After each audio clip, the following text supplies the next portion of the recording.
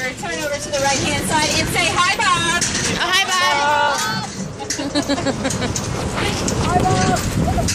All right, guys. So you might see some animals in this midway point. I'm actually not going to take the time to talk about them right now because, believe it or not, we're going to be passing through here later on in our tour. So that's when I'll get into more detail and depth about the species that you guys are seeing at this exact moment. With respect, it's a lot of money. Now, right out of the gate here, if you look over on your right-hand side, you are going to see a massive thunder beast that you may commonly know to be called the American buffalo. However, that is a misconception because these bad boys and girls are actually called bison. Now, they can weigh up to 2,200 pounds. Hello. However, do not let their massive size fool you because they can run as fast as a horse, and that is anywhere between 35 to 40 miles per hour. Oh, wow. Oh, he's now you're going to see a bunch of little baby bison walking around the area. And over here on the left-hand side, underneath the shade of that tree, you are going to see some of our fallow deer. Oh. Now, the fallow deer are actually originally from Europe, but they are called an invasive species. And that is because Americans went over to Europe, thought that they looked really, really cute, decided they wanted to bring a couple over to have as a pet, and they did that. However, they were really bad at making a fence. The fallow deer broke out, and guess what? Now we have fallow deer in the Americas. So that's what an invasive species is. It's an animal that wasn't actually developed in this country, but people actually brought it to this country, and now there's a wild population. Now, in this nice little lake over here on your right-hand side, you are going to see some of our Roosevelt elk. Yes, they were named after our very own president, Teddy Roosevelt. He was considered the father of conservation. In fact, he's the reason why we have a lot of animals around today, because he made the first Endangerment Act that helped protect a lot of animals. Now you're going to notice that the Roosevelt elk, the boys have things on top of their heads that are called antlers. Now the reason why the boys have the antlers, the females do not, is because, let's face it, ladies, we're worth fighting over, correct? That is right. The gentlemen use their antlers to win over the pretty females, whereas the bison have things called horns. Now there's a really big difference between an antler and a horn. So one, both boys and girls of a horned animal will have horns on top of their head. A horn is actually made out of bone. It's fused to the skull, which means if a bison was to break off his or her horn, they cannot grow back their entire lifetime. Whereas an antler actually has a life cycle. It dies every single winter and it falls off, and every single spring, those gentlemen have to start regrowing those antlers back. And if you guys look over here to the left, you're going to see some of our freeloaders here. Bet you never saw that bird before, right? All right. Wow, look at this fence. Yeah. Wow. I don't know. All right, guys. So we're entering Africa. Into our Africa Preserve. As you see, it's spelled wrong. However, that's actually how you spell it in Swahili. Oh.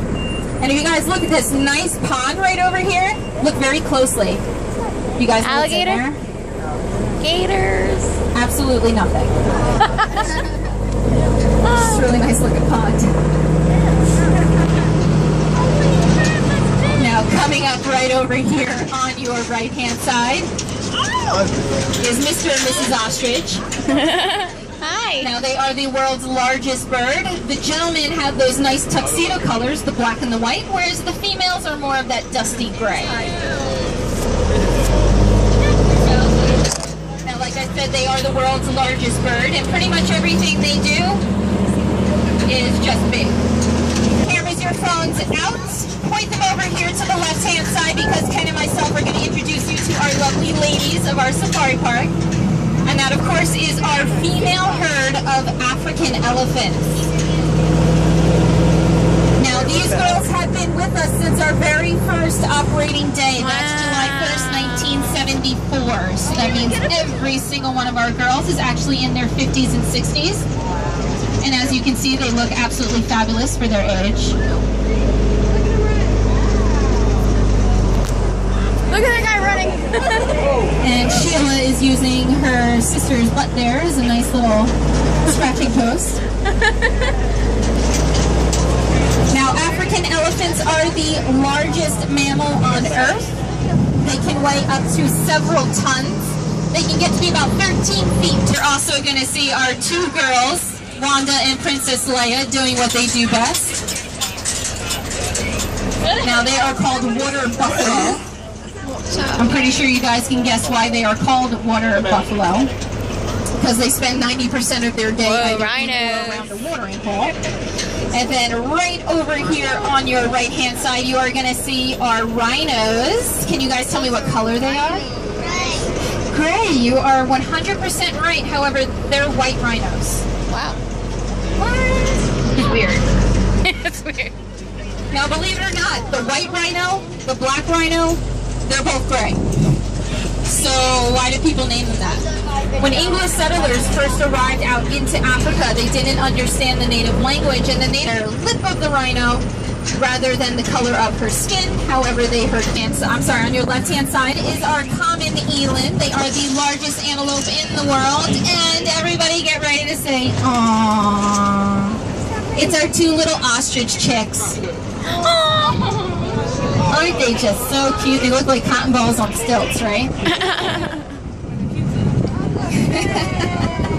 That's right, like cute. And now you guys know how they poop. Very educational tour that you're on here. Oh, hello. And this is our common eland. So remember what I said? Both boys and girls have those. Hold them apart is by the look of their neck. So if you look at some of them, they have a flap of skin that's kind of hanging down, flapping in the wind there. That's called a dewlap, and only the males have that flap, whereas the females, they kind of just have a little tuffet of fur.